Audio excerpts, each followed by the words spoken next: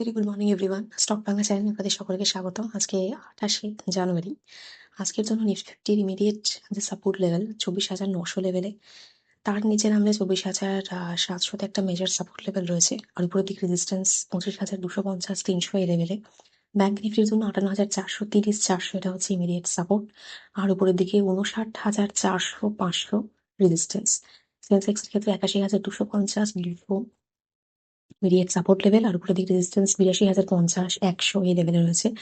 Guild Nifty আজকে signal দিচ্ছে flat two negative opening এর।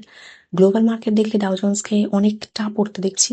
তার কারণ ইউএস প্রপোজ করেছিল যে মেডিকেয়ার যে ইন্স্যুরার যে পেমেন্ট গুলো থাকবে সেখানে কিছুটা মানে বাড়বে, রাইজ করবে। সেটা 4-6% হওয়ার কথা, কিন্তু 0.09% হয়েছে মাত্র। সেটা যদি বাড়তো তাহলে ইন্স্যুরেন্সের কোম্পানিগুলো রয়েছে, স্টকগুলোদের প্রফিট বাড়তো, তার জন্য স্টক বাড়ার কথা, কিন্তু ক্র্যাশ করে গেছে। আমরা ইউনাইটেড হেলথ গ্রুপ দেখতে পাচ্ছি, এটা ইন্স্যুরেন্স স্টক, সেখানে আমরা দেখছি যে 20% ক্র্যাশ করে গেছে। সিরিয়াস হেলথ 13% ক্র্যাশ করে গেছে। এই জন্য ডাউ জোন্সকে যেটা এফেক্ট করেছে, আমরা দেখছি যে মানে অনেকটাই নেগেটিভে রয়েছে। তার সাথে সাথে সাউথ কোরিয়া থেকে যে ইম্পোর্টগুলো ইউনাইটেড স্টেটসে হতো, আগে 15% ছিল, সেইটা বেড়ে 25%, মানে আরো বাড়িয়েছে আর কি 25% সাউথ কোরিয়ান প্রোডাক্টের ওপর, যেটা ইউএসএ আর কি ইম্পোর্ট হচ্ছে সাউথ কোরিয়ান যে সমস্ত প্রোডাক্ট। তো আহ, এবার যদি আমরা ইন্ডিয়ার ক্ষেত্রে দেখি, ইন্ডিয়ার ক্ষেত্রে একটাই ব্রেকিং নিউজ এখন চলছে। ইন্ডিয়া আর ইউরোপের যে ট্রেড ডিল আমরা ফাইনালাইজ হতে দেখছি, সেইটা যেটাকে বলা হচ্ছে মাদার অফ অল ডিলস। সেখানে আমরা দেখছি 9,425টা আইটেমের মধ্যে, মানে 9,425টা আইটেম, সেটা 99% ডিউটি ফ্রি হচ্ছে। একটা বিশাল বড় ডিল। সেখানে আমরা দেখছি যে দুটো দেশ মিলিয়ে, মানে সেকেন্ড লার্জেস্ট আর ফোর্থ লার্জেস্ট ইকোনমি, এই দুটো দেশ মিলে 213 বিলিয়ন ইউএস ডলারেরও বেশি তারা নিজেরা ট্রেড করবে নিজেদের মধ্যে, যেটা 25% অফ টোটাল গ্লোবাল জিডিপি, আর যেটা গ্লোবাল ট্রেডের 1/3। একটা বিশাল বড় ডিল ইন্ডিয়ার জন্য। এইটাই ব্রেকিং নিউজ আজকের জন্য। এইটার উপর বেস করে যে সমস্ত কোম্পানিগুলো দেখার কথা, মানে ডিলটা তো হতে মোটামুটি মানে ফাইনালাইজ, এখন পুরোপুরি লিগাল প্রসেসিং সমস্ত কিছু হতে 5 থেকে 6 মাস মতো টাইম লাগবে। তারপরে ইমপ্লিমেন্টেশন 2027, মোটামুটি 1 বছর।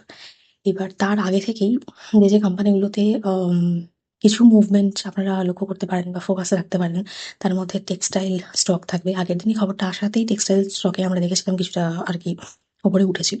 টেক্সটাইল স্টকে ফোকাস থাকবে। Leather, footwear, James and jewellery, সেখানে ফোকাস থাকবে।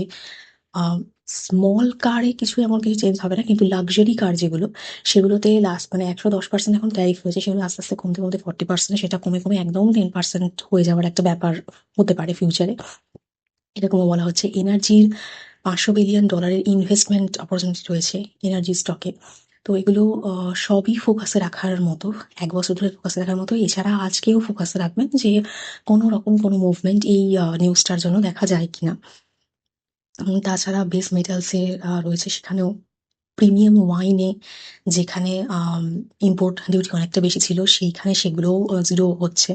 তো সেখানেও আপনারা ব্রেভারিজের যে কোম্পানিগুলো আছে সেখানে ফোকাস রাখতে পারেন। ফার্মার কোম্পানিগুলো সেখানে ফোকাস রাখতে পারেন। মেশিনারি রয়েছে, মেডিকেল ডিভাইসের কোম্পানি রয়েছে, সেগুলো ফোকাসে থাকবে। প্রসেস ফুডসের কোম্পানি ফোকাস থাকবে। এয়ার গ্যাস প্রেসক্রাইব এগুলো সবই ফোকাসে থাকছে। মানে ওভারঅল 9,425টা আইটেম অনেক কটা আইটেমকে কভার করছে, এবং তার সঙ্গে সঙ্গে স্টককেও কভার করবে। তো সেগুলো 1 বছর ফোকাসে আপনাদের তো রাখা উচিত, যে পরে দেখি কিরকম কি মুভমেন্ট, পজিটিভই তো আশা করা যায়। তো সেক্ষেত্রে ইন্ডিয়ান মার্কেটেও যে এখন 25,000-এর নিচে এরকম নেমে যাচ্ছে, তো আশা করা যায় যে ফিউচারে আরেকটু বাড়বে, মানে অনেকটাই বাড়ার কথা। কারণ এইটা মাদার অফ অল ডিলস যাকে বলা হচ্ছে, ইন্ডিয়ার জন্য একটা বিরাট বড় অপরচুনিটি। এক্সপোর্ট অনেকটা বাড়বে। তো প্রায় $75 বিলিয়ন এক্সপোর্ট আমাদের হওয়ার কথা। এইটাই তো আজকের জন্য ব্রেকিং নিউজ রয়েছে। দেখা যাক মার্কেট এর জন্য কোনো পজিটিভ রিয়াকশন দেয় কিনা, 25,500 উপরে আজকে কোনো মুভমেন্ট দেয় কিনা মার্কেট। তো এই রয়েছে আজকের নিউজ। তার সঙ্গে আইটি সেক্টরও আর কি ফোকাসে থাকবে। কারণ ইউএসএকেই সবথেকে বেশি সার্ভিস যেটা ইন্ডিয়া সেটা প্রোভাইড করতো, এক্সপোর্ট করতো ইউএসএ। এবার সেখানে যখন ট্যারিফ রয়েছে, এই রয়েছে, গন্ডগোল রয়েছে, তো সেটা ঘুরে আবার ইউরোপিয়ান ইউনিয়ন, ইউ এর সঙ্গে চলে যাচ্ছে। তো সেখানে আইটি সেক্টরও দেখার থাকবে। এই রয়েছে আজকের নিউজ। আমি ভিডিও এখানেই শেষ করছি। প্লিজ আমার ভিডিওর উপর ডিপেন্ড করে কোনো ইনভেস্টমেন্ট করবেন না। আমি কোনো সেভিংস অ্যান্ড অ্যাডভাইসার নই। শুধুমাত্র এডুকেশন পারপাসে ভিডিও করা। দেখা হচ্ছে নেক্সট ভিডিওতে।